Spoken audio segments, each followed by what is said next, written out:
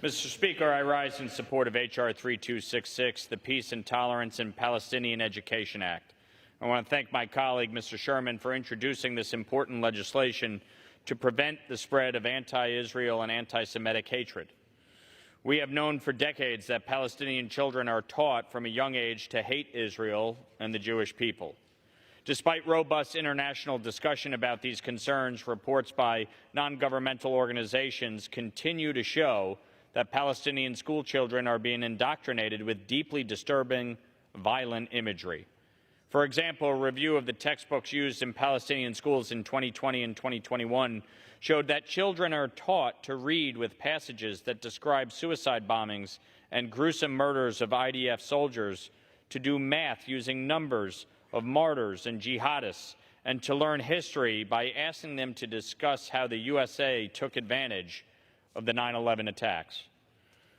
These textbooks propagate the lie that the Jewish people control the media and politics, and explicitly refer to Jews as enemies of Islam in all times and places. Children are taught to glorify the founders of the jihad movement and learn that jihad is a private obligation for every Muslim. We will never arrive at a peaceful solution for Israelis and Palestinians as long as Palestinian children are being taught hatred in textbooks. Look at the brutal attack that over 2,500 Hamas terrorists carried out against Israel on October 7th. Why else would Hamas terrorists call home bragging that they murdered Jews? Why else would they live stream their barbaric attacks? That disgusting and gruesome cruelty is possible because these Hamas fighters were indoctrinated with hatred at a young age. They were taught to glorify terrorism and other so-called martyrs who killed Jewish people. And this must end.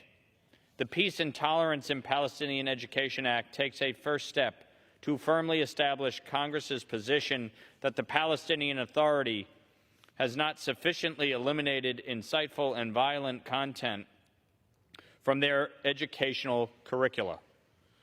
It also requires the State Department to report to Congress on educational materials used in schools run by the Palestinian Authority in the West Bank, Hamas in the Gaza Strip, and UNRWA. A United States government assessment of the content of these educational materials will carry tremendous weight in international efforts to eliminate hateful content and promote peace.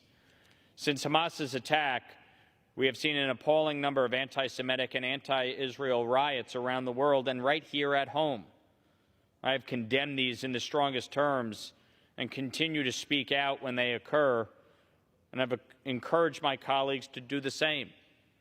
And it's why earlier this year I introduced legislation to combat the rise in anti-Semitism on college campuses, the Stop Anti-Semitism on College Campuses Act, which would defund institutions of higher learning that allow and promote and sanction anti-Semitic events on their campuses. And it's why just last week Josh Gottheimer and I introduced the Anti-Semitism Awareness Act, which would amend the education law to require the Department of Education to use the IRA definition of anti-Semitism on its enforcement actions of discrimination laws. The commitment we made after the Holocaust, never again, is being put to the test. We have a responsibility to prevent the teaching of anti-Semitism, not just here in the United States, but around the globe. And this bipartisan bill uses the tools available to the United States government to do just that. And I urge my colleagues to join me in support of this measure, and I reserve the balance of my time.